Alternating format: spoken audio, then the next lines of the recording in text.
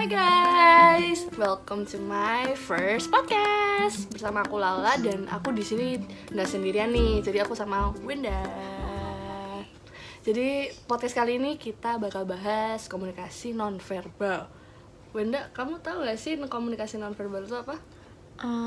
Sepengetahuan aku ya, kalau komunikasi nonverbal itu kayak komunikasi yang kita lakuin menggunakan bahasa tubuh gitu loh, kayak nggak pakai kata-kata gitu, ya nggak sih? Iya, benar banget. Jadi komunikasi nonverbal itu dia jadi tidak menggunakan kata-kata, jadi dia lebih ke menggunakan bahasa tubuh seperti mimik wajah atau gerakan tangan, bahkan intonasi suara seperti itu.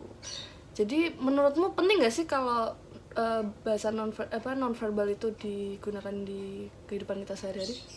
Penting sih, karena kalau misalkan kayak kita mau ngomong tapi kita nggak boleh bersuara gitu, jadi kan bisa menggunakan bahasa nonverbal. Selain itu kalau menurut aku bahasa nonverbal itu ngebantu kita komunikasi juga. Kalau misalkan kayak kita udah menggunakan bahasa verbal tapi kayak kurang jelas, makanya didukung dengan adanya bahasa nonverbal ini, mendukung kelancaran bahasa verbal gitu loh. Komunikasi verbal. Contohnya gimana sih biar penonton bisa paham? Contohnya kayak kalau misalkan kamu nyapa orang gitu kan, hai gitu, kamu bisa kayak hai pakai tangan. Atau kalau misalkan kayak kamu lagi ngobrol berdua, terus kayak kamu mau ngasih tahu lawan bicara kamu kayak coba dilihat ke sana, tapi kayak nggak menggunakan bahasa verbal nih, kayak bisa pakai mata gitu kayak gitu. Bener sih. Kalau misalnya lagi gosip gitu kan. Oke, bisa. Tapi kadang tuh komunikasi nonverbal tuh bisa disalahartiin di negara-negara yang berkembang gitu. Jadi kayak misal apa ya? Gimana tuh? Mungkin kita mengarahkan jari jempol itu di sini bagus. Kalau mungkin di negara lain artinya pasti berbeda kayak gitu. Nah, tadi kan kamu sempat nyinggung tentang julid-julid gitu ya, kayak pasti kan kita julid tuh mimik wajahnya kelihatan banget tuh. Iya. Gitu. Jadi pendapatmu tentang kuatnya ekspresi wajah dalam menyampaikan emosi tuh gimana sih? Menurut aku ya kuat banget ya, soalnya kalau misalkan kita julid pasti muka kita kayak menunjukkan sesuatu yang kita nggak suka. Bener. Kayak mimik wajah tuh kayak kesannya bisa ngomong gitu loh. Iya kan? Bener kan? Bener sih. Kalau misalkan kita lagi julid atau misalkan kita lagi serius, pasti muka kita kelihatan banget kan. Gitu sih menurut aku. Tapi kadang tuh orang, misalnya kita tuh punya dari kecil mungkin ya, kita punya ekspresi wajah dan mungkin muka yang judes, dianggap judes. Itu kadang suka susah tuh. Bener. Untuk menetralisir muka biar enggak kelihatan judes itu loh. Paham gak sih? Paham, soalnya aku dari dulu juga kayak gitu, dibilangin sama orang ya kan. Padahal kita kayak ya udah diem doang, muka lu judes banget sih, ya kan? Kayak contohnya diem aja tuh. Kita diem itu orang bisa menafsirkan seperti kita tuh diem karena kita marah. Padahal enggak gitu kan? Padahal biasa aja. Iya, dengan muka kita yang bawaan lahir yang seperti itu, jadi kayak kesannya orang tuh mikir kita marah, padahal enggak. Gitu loh. Kayak aku juga mau nanya nih. Apa tuh? Apa sih yang biasanya orang lakuin buat biar tertarik sama percakapan kita? Kadang kan kayak orang tuh gampang bosen ya kalau kita ngomong terus nyerot gitu. Kalau itu sih, kalau menurut aku ya kayak dari bahasan topiknya ya, yang masuk di kedua belah pihak.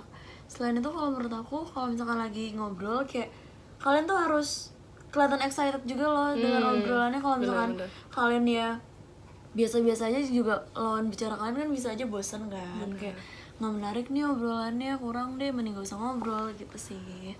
Kayak apa ya, misal kita ngomong nih terus muka aku flat, perasaan kayak gimana? Misal kita lagi podcast nih, terus mukamu yang kayak, mukaku yang flat, aku nanya kayak cuma kayak wawancara gitu, perasaanmu pasti jelas kayak aku kayak kesel gak sih? Ini orang kenapa ya, nggak niat ya Kan? kayaknya ya. Iya kan, kita harus, makanya jelas komunikasi verbal itu sangat perlu, komunikasi non verbal banget nih. kan pasti kita perlu ngomong tuh pakai Betul. kadang tuh gimana ya, presentasi pun juga pasti kita perlu komunikasi nonverbal gitu loh untuk menyampaikan. Nggak tahu ya kenapa ya, sebenarnya tuh aku juga bingung sendiri sebenarnya kenapa kita perlu. Karena kalau menurut aku tuh komunikasi nonverbal tuh udah part of komunikasi gitu. Bener Kalau misalkan sih. kita melakukan komunikasi verbal, kayak otomatis aja gitu ngelakuin komunikasi nonverbal juga, ya kan? Bener. Dan kan di komunikasi nonverbal tuh kita nggak cuma bahas tentang tadi mimik wajah kita udah bahas ya, terus oh ini aku ada nih intonasi suara. Jadi sebenarnya intonasi suara tuh mempengaruhi nggak sih makna suatu pesan gitu? Maksudnya kayak oh kayak gini, misal Gimana tau? kayak kamu itu punya intonasi suara yang emang mungkin benar dari bawaan lahir ya. Pasti kita punya lah bawaan lahir yang misal kita ngomong dengan intonasi suara yang Tinggi gitu ya, padahal kita nggak biasa aja gitu kan. iya, orang mikir karena pasti marah gitu kan. Kayak misal aku ambil contoh nih, misal budaya Jawa dengan budaya Batak, itu kan Oh iya bener, kayak stereotip orang Batak tuh kalau ngomong tinggi gitu bener. kan. Padahal dia nggak lagi marah atau lagi gimana. Terus kalau misalkan orang Jawa kayak ngomongnya halus, pelan-pelan banget. Bener. Iya, makanya itu ternyata sekuat itu ya komunikasi nonverbal tuh, keren sih. Tadi kan udah sempet bahas apa tadi, mimik wajah, intonasi, dan oh iya aku lupa satu lagi, ini tentang kan komunikasi nonverbal itu dia lebih ke tentang body language gitu kan. Jadi iya, dari atas sampai bawah itu, dari cara berpakaian kita bisa tuh kita bisa menilai orang dari cara berpakaian. Cara berpakaian bener-bener. Bener kan, kalau kita misal kayak menghadiri acara resmi gitu kita pakai kaos kan kayak orang ih apaan gitu kan. Terus kalau misalkan kayak kita di tengah jalan atau lagi di mana gitu di swalayan, ketemu orang yang pakai batik, pakai dress gitu kayak Iya. pasti abis dari kondangan ya, atau dari acara resmi gitu. Pasti punya kayak stereotipnya masing-masing bener. dari cara berpakaian kita tuh. Nah, karena bahas tentang apa ya body language ini, aku jadi ingat sesuatu nih. Kalau misal kita kayak mau wawancara kerja, itu postur tubuh tentu harus banget diperhatiin. Kayak misal gini, kita ngomong nih, terus kita bungkuk waktu diwawancara, kayak kesannya tuh Iya benar-benar. gimana gitu Kayak nggak sih? kurang apa ya, kayak nggak niat kalau misalkan kayak bungkuk gitu kan. Iya. Nah, Terus harus kalau misalkan lagi wawancara interview kerja gitu, kayak ngomongnya tuh harus ngelihat yang wawancara gitu, nggak sih? Kayak nunduk gitu. kalau ini orang yang terlihat nggak percaya diri itu karena dia tidak kontak mata dengan orang yang sedang diajak bicara, terus dia bungkuk itu loh, kayak wah kesannya kurang percaya diri. Sebaiknya kita tuh lebih ke badannya tegak, terus kontak mata dengan orang yang sedang kita ajak bicara gitu kan. Senyum juga itu perlu banget gak sih? Benar. Apalagi buat orang-orang yang punya muka jutek kayak kita. Iya, bener banget. Kisah senyum kayak senyum. Padahal kita kalau senyum Cantik, cakep banget tuh. Maaf ya guys, kita emang kayak gini kadang. Ya, maksudnya ya kita di sini podcast santai aja. Nggak yang formal. Betul. Oh iya, sebenarnya dari kontak mata, kita tadi bahas kontak mata juga kan. Kontak mata, sebenarnya kita bisa tahu loh orang tuh bohong atau enggak dari kontak mata. Iya. Kayak misal gini nih, aku ngeliatin kamu, terus matamu tuh Kayak nggak mau eye contact sama nggak mau, kamu iya, gitu kan. itu bisa Bisa mungkin dia bohong atau dia menyembunyikan sesuatu, kayak bener. dia takut gitu. Jadi nggak mau eye contact. Kadang tuh di ilmu psikologi tuh juga ada loh, maksudnya arah ke sana tuh tentang apa, arah ke sini tuh tentang apa gitu. Jadi kayak kompleks sebenarnya tuh komunikasi nonverbal ini.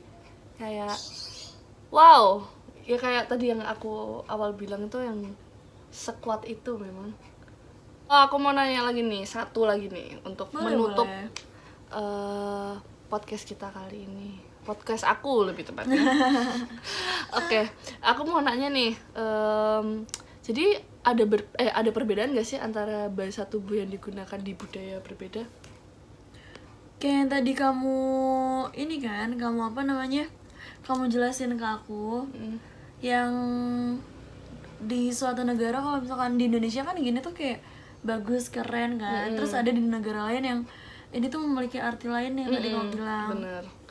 Terus apa ya, selain itu aku tuh gak tau, kamu bisa jelasin gak sih? Kalau kemarin sih aku kan ikut kelas KAB tuh, jadi ada salah satu murid dari mana ya? luar Oh, dari luar Jawa berarti, atau luar negeri? luar negeri. Oh, isi, oke. Ini mahasiswa S2. Oh, iya. Oh, yang di SG kamu waktu itu ya? Iya, ya itu dia jadi cerita kalau misal apa ya, kita itu Indonesia termasuk negara yang ramah. Maksudnya kita senyum itu untuk menyapa orang. Iya. Dan waktu dia kembali, dia tuh culture shock. Jadi dia kembali ke I see. negaranya itu dia senyum. Tapi orang mikir karena itu dia Aneh. aneh. Kan, kayak Iya. sas nih orang senyum-senyum. Bener, takutnya dianggap aneh dan gila, mungkin kayak apa ya. Terus kayak kadang kalau misalkan kalau di Indonesia sendiri tuh kayak kita kalau misalkan main ke rumah temen, ketemu orang tuanya pasti kita salam kan. Bener. Kalau misalkan di daerah lain atau di negara lain kadang tuh kesannya aneh nggak sih? Ya itu karena Budayanya yang berbeda. Bener. Ya itu karena budaya itu juga sebenarnya mempengaruhi cara kita berkomunikasi juga, termasuk komunikasi nonverbal ini gitu. Oke, segitu dulu podcast dari aku yang udah ditemenin sama Winda. Thank you Winda. Terima kasih kembali. Oke, jangan lupa like, comment, dan subscribe. Bye.